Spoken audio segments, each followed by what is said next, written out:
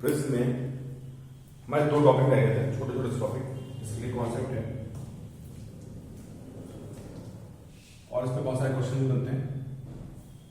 एक प्रिज्म है और इसमें हमें देखना है कंडीशन ऑफ नो इमर्जेंस। ये कंडीशन ऑफ नो इमर्जेंस क्या होती है कि अगर आपका जो प्रिज्म एंगल होता है ना, इसकी एक अगर सर्टेन वैल्यू हो तो उस वैल्यू क्या होता है, जो यहां पे आने वाली इंसिडेंट रे होगी है ना, वो इस सरफेस से बाहर नहीं निकलेगी। आप इस एंगल को, जो आपका इंसिडेंट एंगल है ना, आप इसको कितना भी कम कर लो, कितना भी ज्यादा कर लो, ठीक है, लेकिन रे यहां से बाहर नहीं निकल रही है। तो बेसिकली हमें प्रिज्म एंगल की वो वैल्यू फाइंड करनी है जिसके लिए लिख सकते हैं कंडीशन, मतलब इस क्वेश्चन फॉर्म में लिख सकते हैं, find prism angle for which there is no emergence from the second surface, there is no emergence from the second surface, whatever may be the angle of incidence। ठीक है, आप angle of incidence को कितना भी बढ़ा लें, लेकिन कभी भी रे सेकंड सरफेस से बाहर नहीं निकलेगी। ठीक है, तो एक लाइन में इसको ड्राइव कर सकते हैं, इस कॉन्सेप्ट को देखते हैं क्या होता है कि भाई यहां से आई एंगल पे रे आ रही है, जो आपका यहां पे एंगल होता है, ठीक है, ये एंगल आपका आर होता है और जो यहां पे एंगल होता है ये आर डैश होता है। ठीक है, और बाकी प्रिज्म की आपको बेसिक बातें पता ही होंगी कि आर प्लस आर डैश की वैल्यू ए होती है ना, और आई प्लस ई माइनस ए की वैल्यू डेल्टा होती है। तो देखिए भाई, ये जो आपका एंगल आर डैश है ना, अगर आपका आर डैश, ठीक है, ग्रेटर देन सी हो जाए तो उस केस में क्या होगा सोचिए। अगर आर डैश की वैल्यू ग्रेटर देन सी हो गई तो इसका मतलब ये रेस मीडियम पर वापस आ जाएगी। ठीक है, तो ये कंडीशन होती है नो इमर्जेंस की, है ना, कि आपका R dash should be greater than C. ठीक है, लेकिन अभी बात पूरी नहीं हुई। अगर मैं ये प्रूफ कर दूंगा, मैं ऑलवेज इमर्जेंस की बात कर रहा हूं ना, मतलब ऑलवेज, मतलब कभी भी रे वहां नहीं निकलनी है, ये तो पर्टिकुलर सेट पे वैल्यू हो सकती है। ठीक है, तो होता क्या होता है, अगर आप आई को चेंज करेंगे तो आर चेंज होगा। देखिए, आई के चेंज होने पर आर चेंज होगा और आर के चेंज होने पर आर डैश भी चेंज होगा, क्योंकि आर प्लस आर डैश में होगी। ठीक है, तो होता क्या है कि अगर आप ये प्रूफ करते हैं कि जो आर डैश की मिनिमम वैल्यू है, समझे, अगर आर डैश की मिनिमम वैल्यू जो आ रही है वो सी से बड़ी है, अगर आप प्रूफ करते हैं, ठीक है, तो ये किसी कंडीशन बन जाएगी, ये कंडीशन बन जाएगी ऑलवेज नो इमर्जेंस।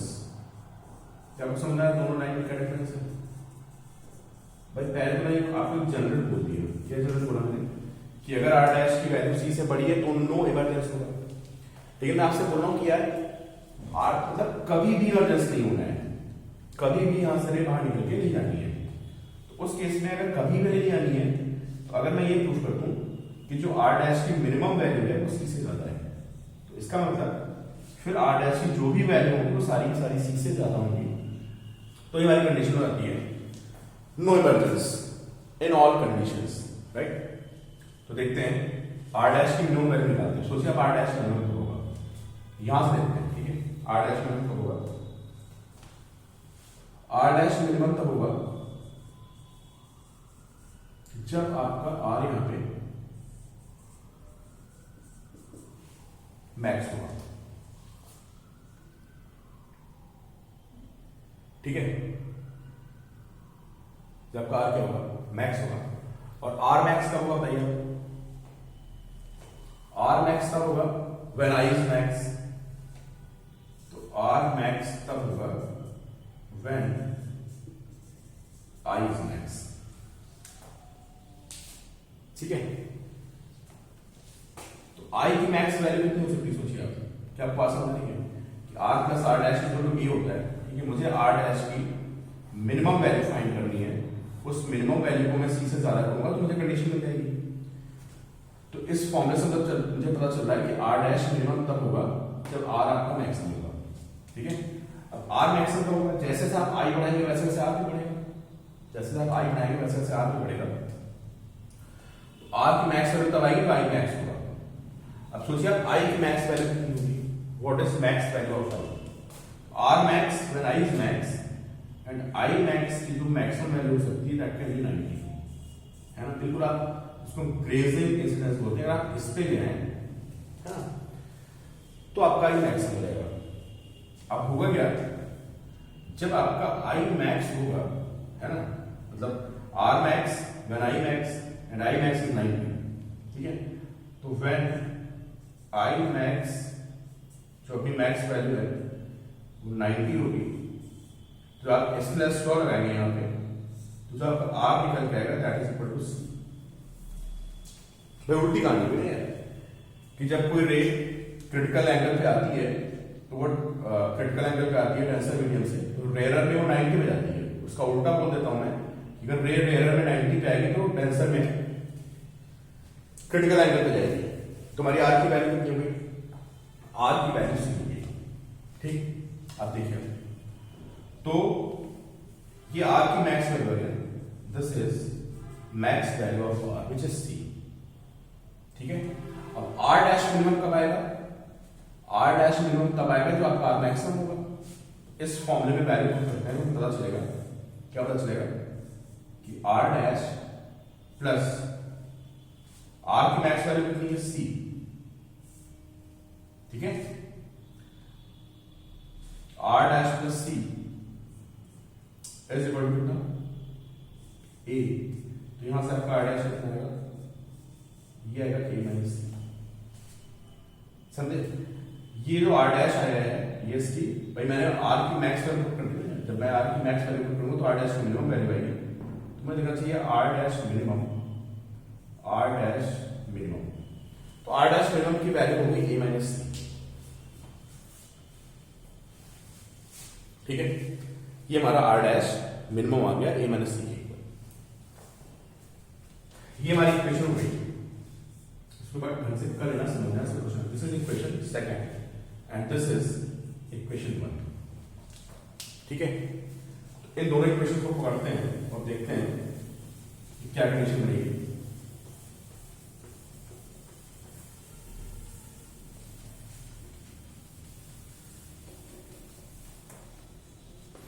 तो क्या क्या इक्वेशन की बात कि जो आर डैश की मिनिमम वैल्यू है it should be greater than C, और हमने देखा कि जो आर डैश मिनिमम की वैल्यू आ रही है that is A minus C.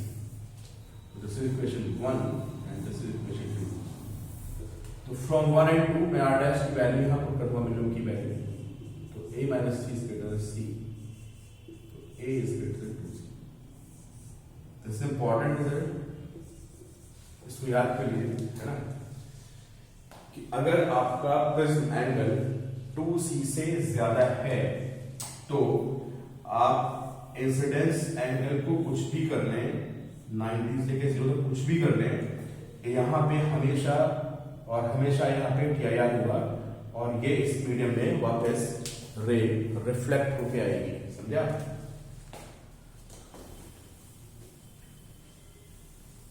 A is greater than 2c। या इसको ऐसे भी लिख सकते हैं a/2 is greater than c। समझे? इसको ऐसे लिख सकते हैं कि sin a/2 is greater than sin c, है ना।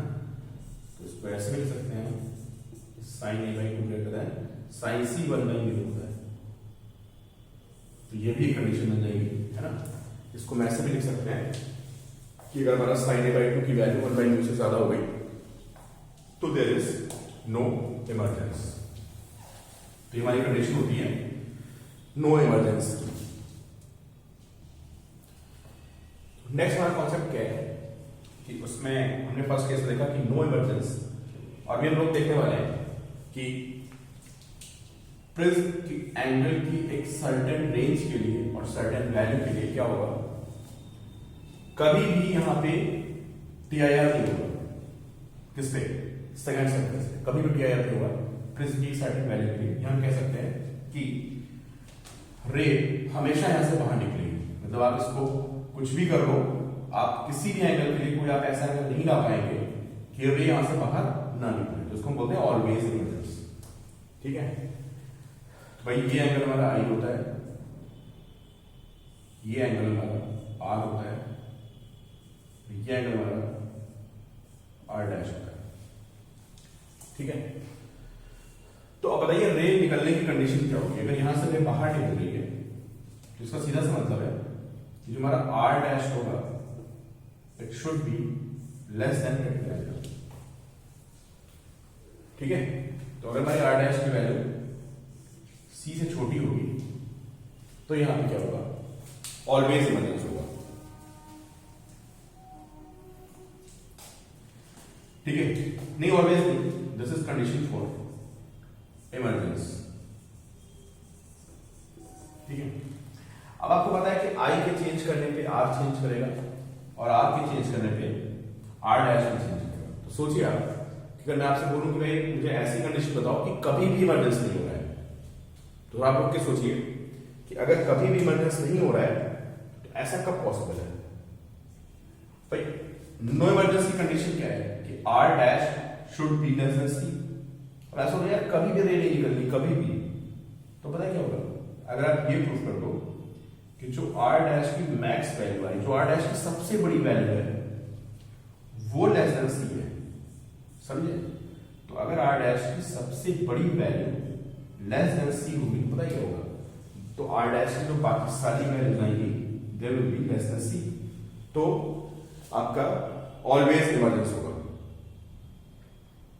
ठीक है, तो ये हमारी कंडीशन है इमरजेंस की, और अगर आर डैश की मैक्स वैल्यू लेस देन सी है, समझे, तो ऑलवेज इमरजेंस होगा, क्योंकि जब आप सबसे बड़े एंगल वाली रे को नहीं रोक पा रहे हो, मतलब उसको वापस नहीं कर पा रहे हो, बाकी सारी रे बाहर निकलेंगी। तो ये जनरल कंडीशन होगी, और ये कौन सी कंडीशन होगी, ऑलवेज इमरजेंस, कि आर डैश की जो मैक्स वैल्यू है that should be less than C. तो देखिए भाई आर डैश इज डायरेक्टली मतलब डिपेंडेंट ऑन आई, तो आप बताइए आर डैश मैक्स कब होगा, आर डैश की वैल्यू मैक्स तब आएगी व्हेन आर इज मिनिमम। ठीक है, आर मिनिमम तब होगा, कब होगा R minimum, when I is minimum, right. R is minimum when I is minimum, and what is minimum value of I, I की जो मिनिमम वैल्यू है दैट इज 0। ठीक है, तो अगर आई की मिन वैल्यू 0 है तो मुझे बताइए आर की मिनिमम वैल्यू कितनी होगी, यार मुझे सीधे निकल जाएगी, समझे। तो आई की मिनिमम वैल्यू 0 है तो आर की मिनिमम वैल्यू भी 0 होगी, समझे। तो जब आर की मिनिमम वैल्यू 0 होगी तो मुझे यहां से पता है कि R plus R dash is equal to A, और जब आर की वैल्यू मिनिमम वैल्यू 0 होगी तो उस टाइम पे आपका आर डैश मैक्सिमम होगा, समझ पा रहे हैं, क्योंकि ए कांस्टेंट है। जब आर की वैल्यू मिनिमम आएगी तो आपका आर डैश क्या होगा, मैक्स होगा। तो चलो आर की मिनिमम वैल्यू पुट कर देते हैं, यहाँ पे 0 लिख देते हैं। भाई ऑब्वियस सी बात है कि जब आप इसकी 0 वैल्यू को पुट कर रहे हो, मिनिमम वैल्यू को पुट कर रहे हो, R dash will be maximum, this is equal to A, समझे।